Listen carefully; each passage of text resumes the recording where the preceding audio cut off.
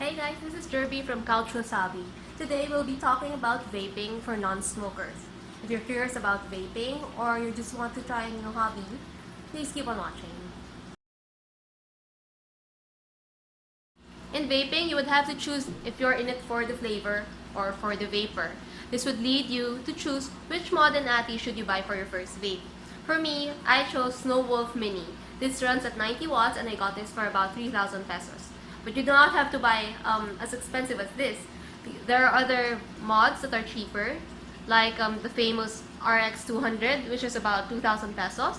And the smallest would be Mini Vault, which runs in 40 watts, and that's about 1,800 pesos. For the atty or the atomizer, if you're in it for the vapor, you should choose RTAs or those with tank. But if you're in it for the flavor, you can choose the drips or the RDA. I chose Geek Vape Griffin 25 because this has the biggest tank so far in the market. This can carry 6 mils of fluid in it, so I don't have to refill from time to time.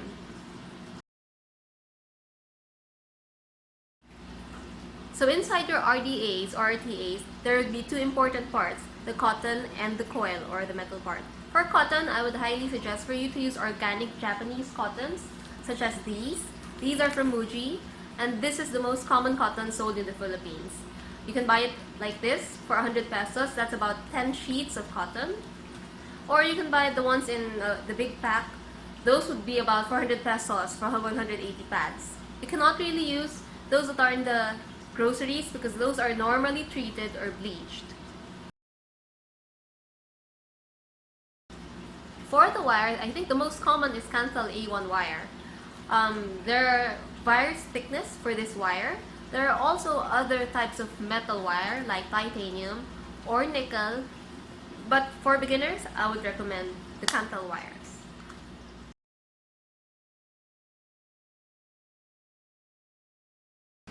The kind of batteries would depend on your mod.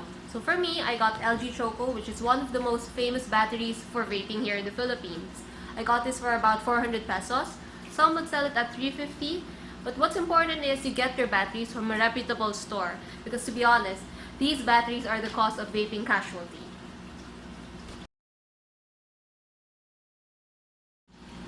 Your e-juice would normally composed of the VG or the vegetable glycerine, the PG or the propylene glycol, the nicotine level, and flavorings. So if you're choosing your e-juice, most of those details are already listed, like the PG and the VG and the nicotine level. For beginners, I would recommend for you to get those that are zero nicotine, like this. Most juice brands would offer nicotine levels at 0 or 3 or 6 mg. Some foreign brands would even offer 18 mg or higher, but in the Philippines, the most commons I've seen are 0, 3, and 6.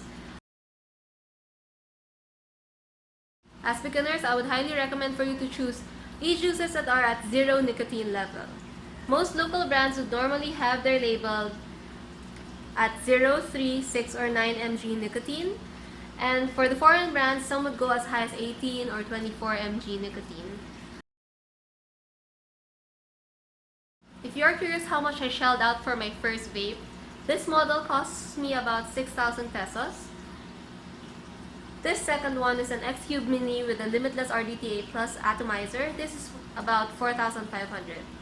Like I've said earlier, you can just buy a cheaper one like the Wismec or the Mini Vault, or if you're short with money, you can just buy a pre-loved unit. It's all fine. You're just trying vaping anyways. So I hope I've covered everything that you have to know in buying your first vape. If you've enjoyed this video, please hit thumbs up and subscribe to Couchwasabi for more videos on vaping. Bye!